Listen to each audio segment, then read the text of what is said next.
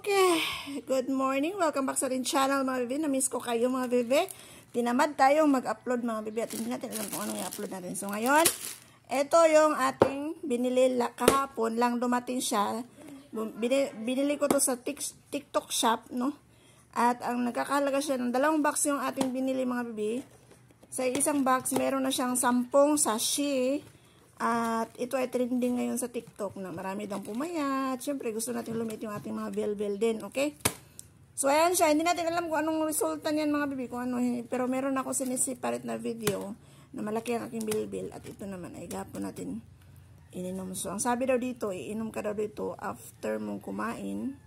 Then, 30 minutes uminom ka. No? Kasi nga, makakahilo daw to kapag hindi ka kakain. Iwan ko lang ha. Yun lang nakita ko lang sa video mga bibi. So, yan.